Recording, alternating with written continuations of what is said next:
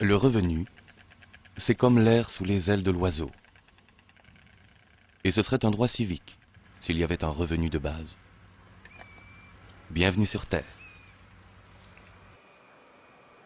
Aujourd'hui, chacun a un revenu, plus ou moins. Sinon, il ne pourrait même pas survivre. Mais sous quelles conditions? Comment chacun obtient-il son revenu? 4 Allemands sur 10 travaillent. Ce travail leur procure un revenu suffisant pour vivre. Presque 3 sur 10, en majorité les enfants et les jeunes, ont un revenu par leur famille. 2 sur 10 vivent de leur retraite ou de leur rente. Et moins d'1 sur 10 de l'assurance chômage ou de l'aide sociale. Tous les revenus sont le résultat de l'activité économique, mais 41% seulement sont le fruit d'un travail rémunéré. Tous les autres sont dits revenus de transfert, des revenus qui ne sont pas directement liés au travail. Alors pourquoi l'idée d'un revenu de base nous semble-t-elle si étrange? Ce qui semble étrange, c'est que le revenu de base est inconditionnel. Mais aujourd'hui, les conditions d'accès aux revenus sont-elles encore adaptées à notre temps? À moins de nous montrer tout à fait naïfs, il faut admettre qu'à l'avenir, le marché du travail ne pourra plus assurer l'intégration sociale de toute la population.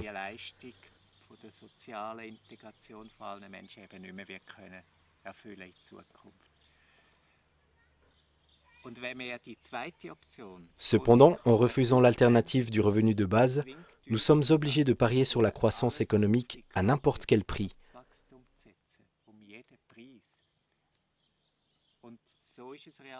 C'est d'ailleurs ce qui se passe dans la politique aujourd'hui. De l'extrême droite à l'extrême gauche, l'ensemble du monde politique en appelle à grands cris à la croissance économique. Ainsi, nous persistons dans une approche quantitative des problèmes et nous perdons toute chance de développer de nouveaux modèles d'organisation sociale d'une qualité supérieure.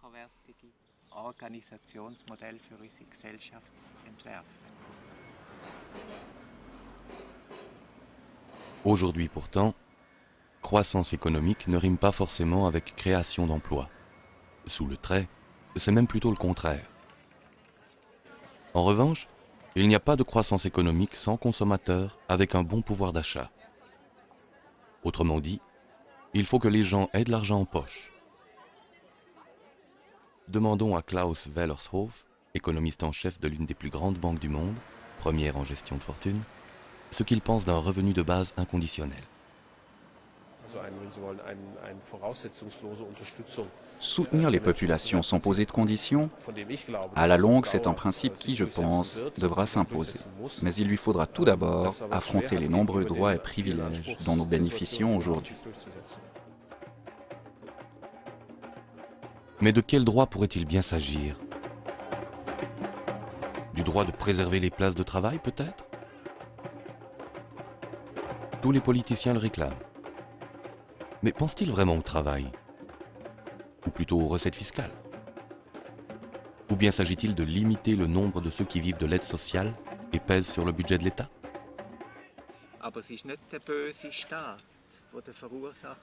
Ce n'est pas la politique de l'État méchant qui est responsable de l'explosion des coûts, c'est la rançon du succès. Le succès en question est celui de la rationalisation. Une rationalisation qui arrive jusqu'à notre porte.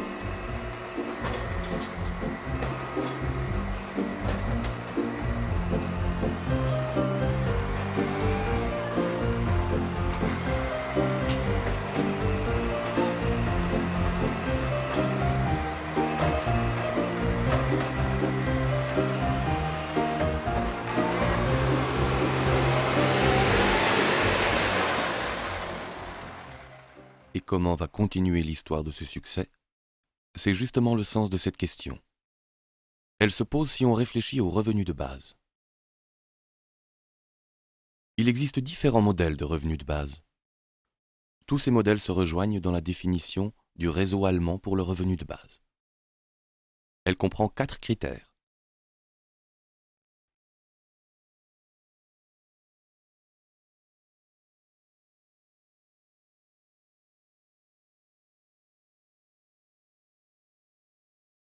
Mais gardons les pieds sur terre. Le revenu de base ne signifie pas davantage d'argent pour chacun. Il ne vient pas d'en haut. Il ne s'ajoute pas. Il se développe à l'intérieur du revenu existant. Le revenu du travail diminue, mais le revenu total ne change pas. Ce qui change, c'est sa composition. Le revenu de base est un autre genre de revenu. Ce n'est pas un salaire minimum. Ce n'est pas le paiement de quelque chose. Ce n'est pas un revenu lié au travail. Chacun touche le revenu de base, quoi qu'il lui arrive.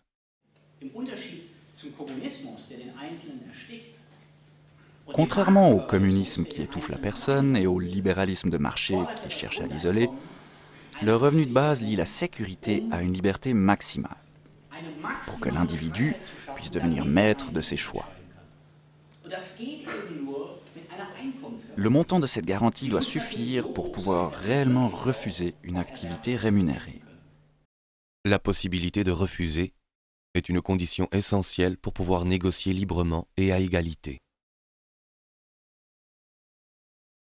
Tous ceux qui sont à l'heure actuelle tributaires de l'aide sociale ne le seraient plus avec le revenu de base, car ils remplaceraient les prestations sociales de l'État, jusqu'à hauteur de son montant.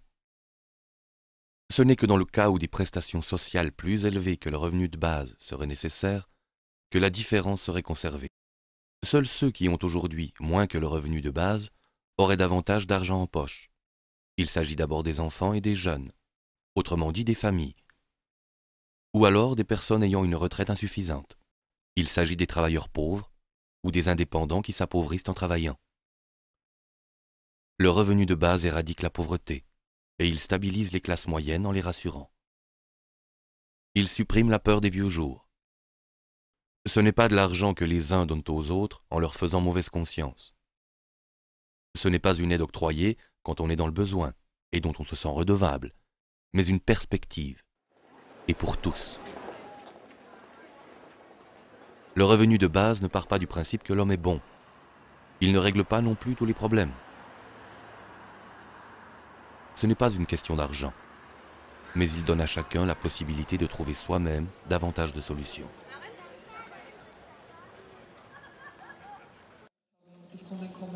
En Autriche, en Suisse et en Allemagne, le revenu de base est un enjeu que l'on discute sérieusement. Je crois que cela vient du fait que c'est le moment idéal. Il nous rend la dignité humaine. Et il n'est pas lié au bien-être social de la société. Il aurait un effet sur l'escalade des tensions sociales que nous connaissons aujourd'hui. Nombreux sont ceux qui ont un emploi, mais qui n'en veulent pas vraiment. On dit de cela, ces gens nous prennent nos emplois. Parce qu'en même temps, d'autres sont exclus alors qu'ils veulent travailler. Le jour où ce sera la décision de l'intéressé qui comptera, les choses vont bouger. Le plus intéressant dans ce système, c'est que je ne pourrai plus dire à la fin de ma vie que je n'ai pas pu faire ce que je voulais.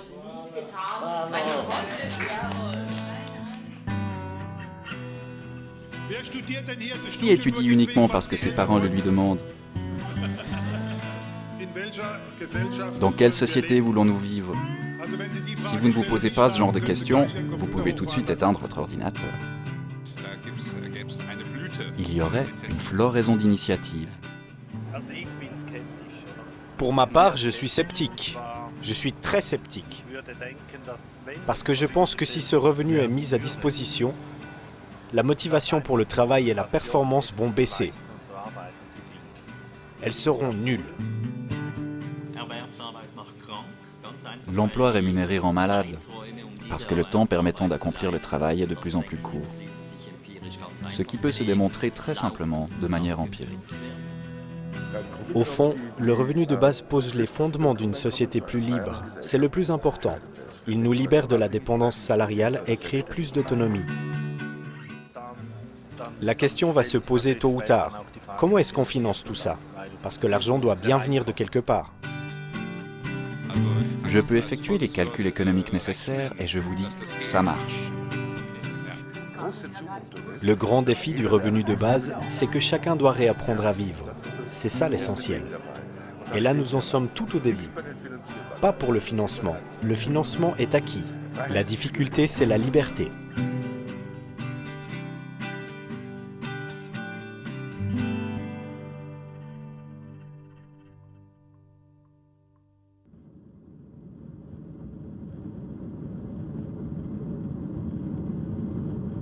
des visions d'horreur.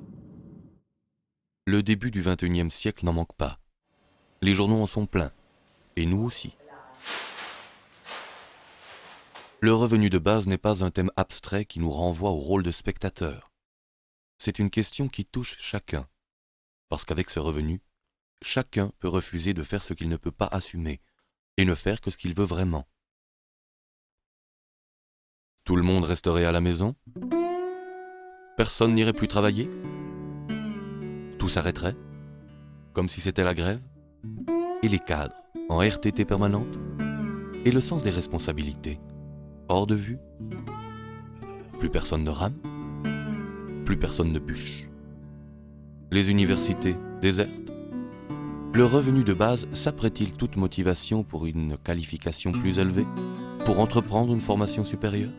Sans contrainte, personne ne développerait plus son capital humain? Alors qu'aujourd'hui déjà, on manque de personnel qualifié, que va devenir notre économie? Ce qui me révolte le plus, c'est le fait qu'au fond, personne ne se demande plus à quoi l'économie est censée servir. C'est un domaine de la vie en société qui est censé assurer notre existence, produire et mettre à notre disposition des biens qui nous sont utiles. Mais cette façon de voir a complètement disparu. Aujourd'hui, l'économie fonctionne en circuit fermé. Elle poursuit d'autres objectifs qui n'ont pratiquement plus rien à voir avec la vie humaine, qui peuvent même détruire la vie humaine.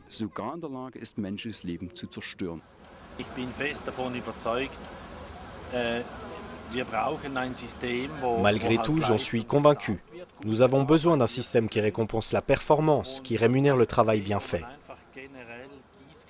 Mais avec un système fondé sur le principe de l'arrosoir où tout le monde recevrait la même paye ou salaire de base, au final, c'est toute la société du travail qui imploserait.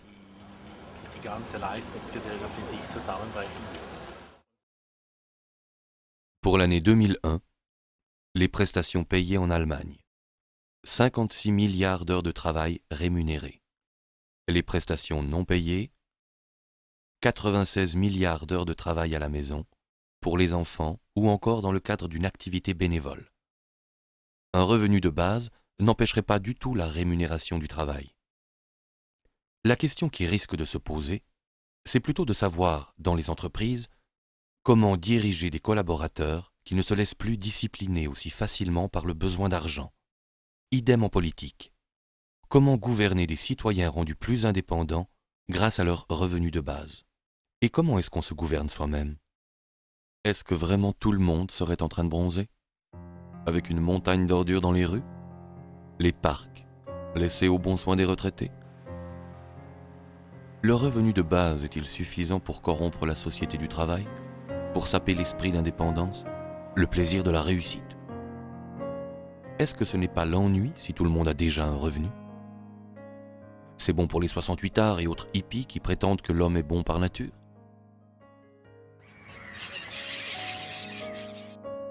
Mais l'homme est aussi un animal, qui, plutôt qu'un revenu de base, préférerait un terrain de chasse.